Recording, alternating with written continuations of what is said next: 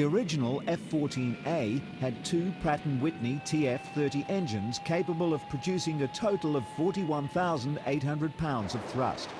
Later models of the F-14 incorporated two General Electric F-110 engines, which in afterburner mode produced a total of 54,000 pounds of thrust.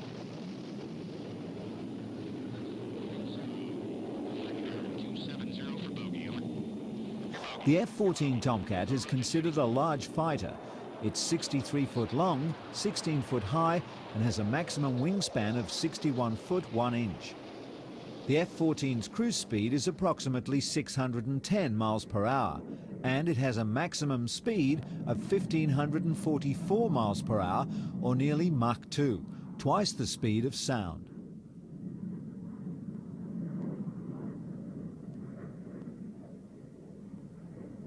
The Tomcat is the military's second swing-wing jet fighter. The first was the F-111.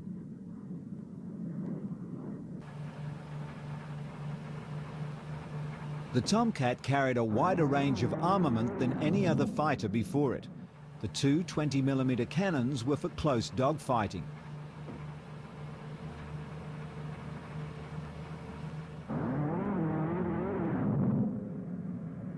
Sidewinder and Sparrow missiles were for targets between the ranges of 2.5 miles to 13 miles.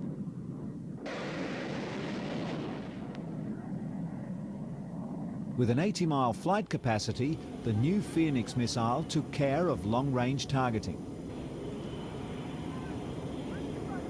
Grumman's 303 airframe was extremely innovative for its time. However, the engines weren't as advanced. Grumman decided to fit engines that had a proven record. They chose the TF-30. Unfortunately, during the late 1970s, some F-14s experienced very substantial engine problems. They were serious enough to consider the prospect of developing entirely new engines for the aircraft. This would have been an enormously difficult and costly exercise. It was decided that it was possible to make improvements to the TF-30. The improved engines were adequate and effective and continued to be used in the F-14A model.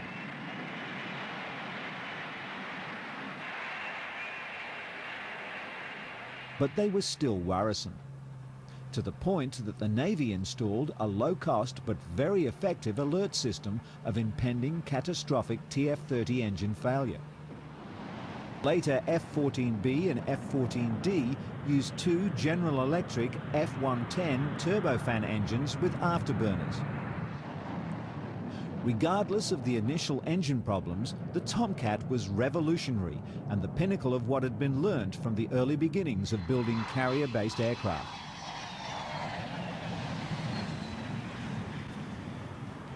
The difficulty with the advancement of carrier-based planes was that every step forward in aviation required changes to the actual carrier.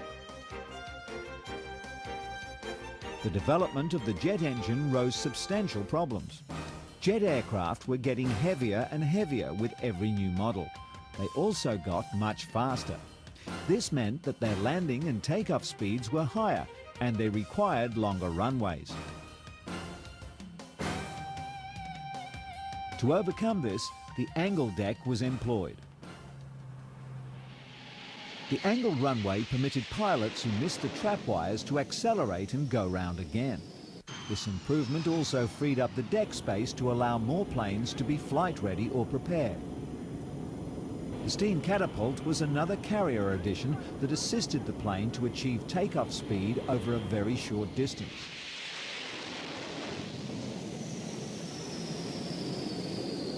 An F-14 requires about 1 mile of runway to take off.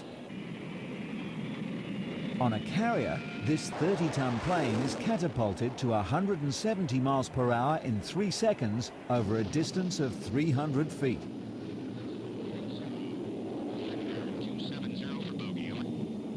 Although these carrier features were employed before the Tomcat's arrival, it's interesting to note that the Tomcat was built to excel all other aircraft, and it had to be created within the limitations of that day's carriers.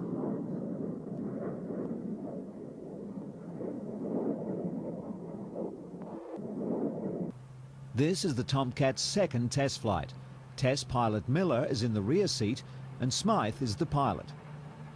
The first test flight was a simple see if it flies affair, and it was really only a takeoff, short straight flight and landing. It was uneventful. This second flight was more performance and handling based.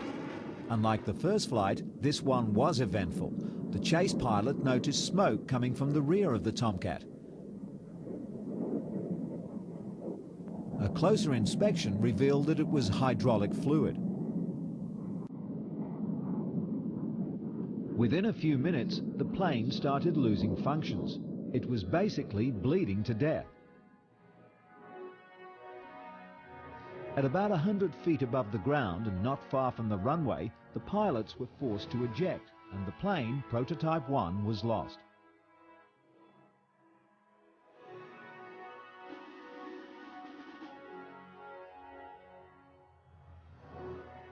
And from the ground, it looked like this.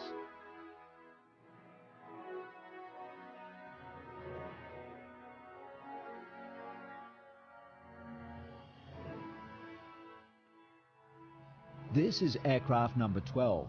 It was redesignated as 1X to replace the lost one. This plane was to continue the test program and included the high-speed tests. Smythe, Miller and the other test pilots were just coming to grips with the Tomcat, and although there were problems, it was fast becoming apparent that the Tomcat was superior to anything before it. However, at this time, the Navy and Congress were not convinced. One of the factors for their hesitation was the cost. The Tomcat wasn't cheap, and it still had problems. Throughout 1971, testing was still in progress, and the aircraft were performing better than anticipated. The teething problems were being ironed out, and the plane's sailability was looking good. This is Prototype 2 going through a routine.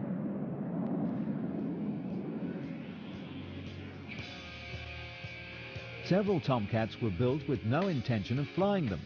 They were simply created to be destroyed in destructive testing experiments.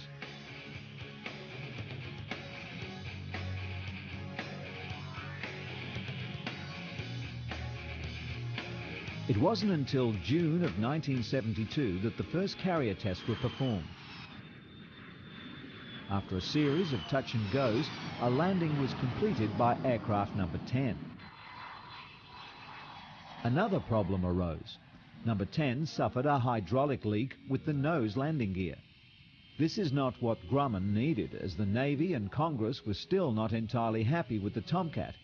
This film and the result of the carrier test was to be flown to the Navy for its final decision regarding the purchase of the plane. A hydraulic leak was definitely the last thing Grumman needed. As it turned out, Congress endorsed the plane that became an aviation legend. If Congress were to have made their decision the following day, it may all have been a different story, as plane number 10 and its pilot, Miller, were both lost. The program continued, and in the later half of 1972, production began and the F-14 entered service in 1973. The Tomcat has undergone many revamps since. In November 1987, the F-14B was released, and it incorporated new General Electric F-110 engines, which solved the engine problems of the A variant. B, C and D variants followed, and most of the changes in these models were the weapons and defense capability of the craft. The Tomcat was the first fighter to have the remarkable Phoenix missile system. The test operation was called 6 on 6. If the test was successful, the system would prove to be a quantum leap in fighter ability. The objective of the test was for the Tomcat's pilot to attack and down 6 targets simultaneously. The targets included 2 drones that flew at supersonic speed, 3 training aircraft which simulated slower moving targets such as bombers, and another ground-launched drone to imitate a supersonic missile. On the radar, the 6 targets were identified and designated a prefix. From that point on, the pilot just pressed the firing button as the targets became locked on. Fox 1, 1's away. 2's in the air. 3's in the air. 4's in the air. Check the target camera. At one time, all 6 missiles were in the air tracking their targets. This was due to the 50-mile range of the Phoenix. 5's in the air. 6 in the air.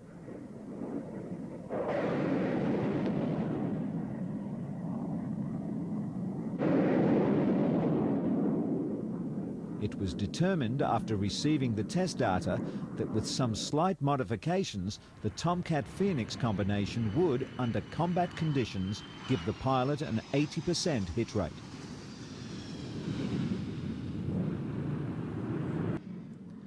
With the Tomcat Phoenix missile combination flying off aircraft carriers, the US Navy was very much at the forefront of carrier power.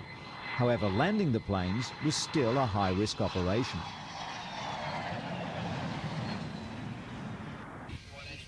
In this incident, the front undercarriage collapsed when this Tomcat attempted a landing on the USS VSTOL. The plane is still fuel-laden and probably armed. The other problem is that the crashed Tomcat is blocking the runway for other planes to land.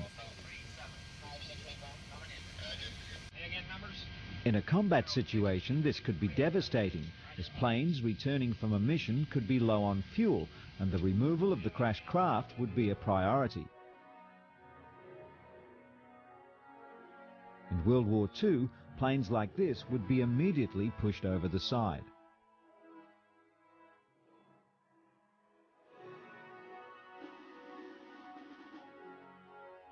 In another incident during 1976, 2 other airmen experienced a different problem. Their plane simply lurched itself over the side of the carrier John F. Kennedy. At the time, the Tomcat was so advanced and secret that the Navy decided to locate and raise the debris to prevent the wreck falling into the competition's hands. There were further Tomcat losses. 3 aircraft were lost in a week-long period in 1996. This initiated a safety stand-down of the Tomcat. The Navy placed interim restrictions on the F-14 in the low altitude and high speed environments. Afterburner use was also prohibited for F-14Bs and F-14Ds.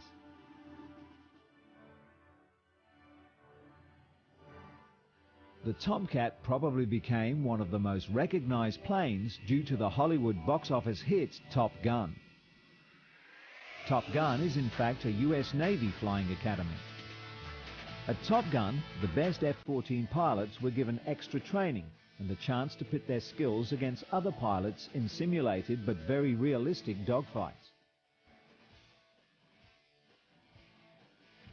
What's interesting is that the planes the Top Gun pilots went into competition with had been modified to give them flight characteristics of Soviet fighters. The Tomcat was much larger and heavier, and it's hard to imagine a plane of such size being as nimble as the smaller fighters. In this dogfight, a modified Mongoose and a modified T-38 are to compete with the Tomcat.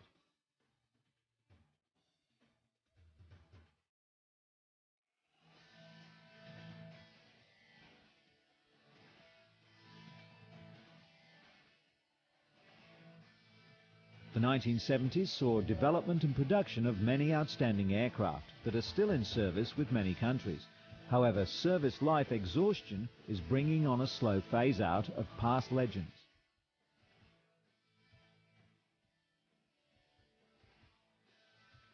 In the next few years, new combat aircraft like the JSF F-35 will grace the decks of the aircraft carrier.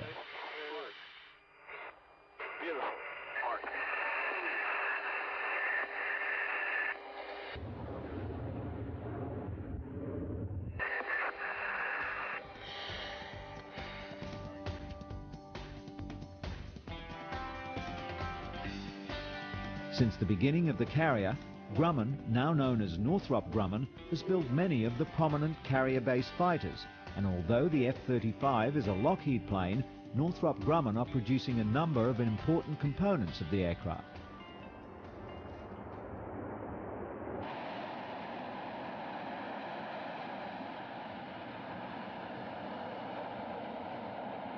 The F-35A is the primary model from which two other variants are derived.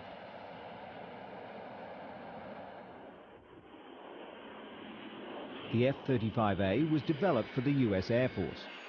The performance of the F-35 matches and in some areas exceeds any of today's top guns.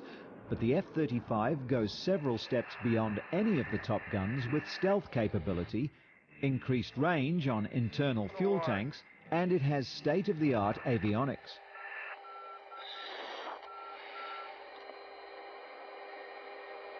These features improve the operational effectiveness, supportability, and survivability of the aircraft. This adds up to unmatched combat effectiveness, enabling first look, first shot.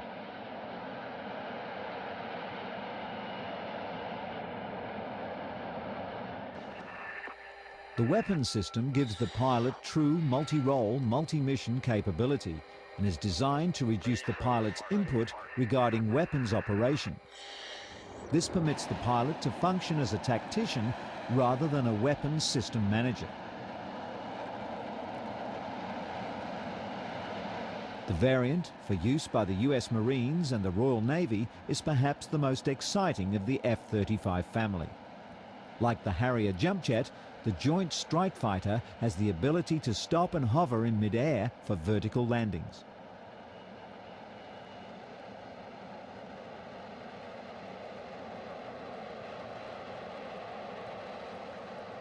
Currently, the US Marine Corps and the British Navy use the Harrier to drop into locations where paved landing strips are short or unavailable, and on British carriers.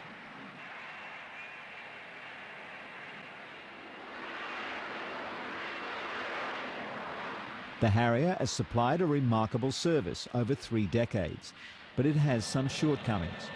Engine exhaust from a Harrier's underbelly vents can kick up large pieces of material that can get sucked into the craft's air intake, and this virtually chokes the engine. The craft loses lift and crashes to the ground.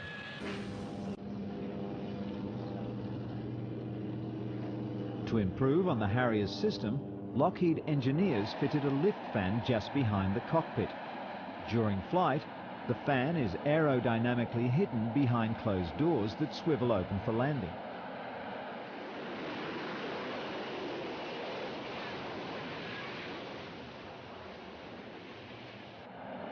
The jet's engine turns a drive shaft similar to a car's drive shaft that spins the fan and pushes cool air from above the plane out below.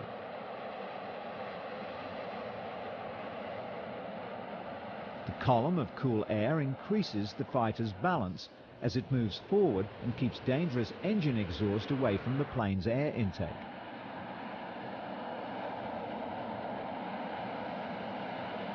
The lift fan generates nearly 20,000 pounds of lifting power, and the downward vectored rear exhaust supplies an equivalent amount. This easily lifts the aircraft.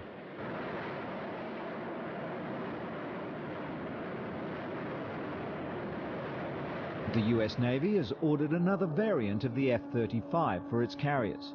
Due to the large size of their carriers, they didn't require short takeoff and vertical landing, so they opted for a version similar to the A model. The most notable difference is that the carrier version has a larger wingspan. However, due to the small size of the British aircraft carriers and the fact that they are set up for Harrier jump jets, the British have ordered the STOVL version of the F-35. The Joint Strike Fighter is capable of flying at nearly twice the speed of sound and is expected to cost between $37 and $47 million per plane. The cost of the plane is one of the reasons why the JSF F-35 has been widely accepted. But it is the projected operating costs that are also a consideration for buyers. The most current data predicts the F-35 JSF will cost 40% to 50% less to operate and support than today's Top Gun planes. The F-35 could possibly be a legend in the making, and it could find itself in the Hall of Fame alongside the Grumman Hellcat, Tomcat and F-111. Only time will tell.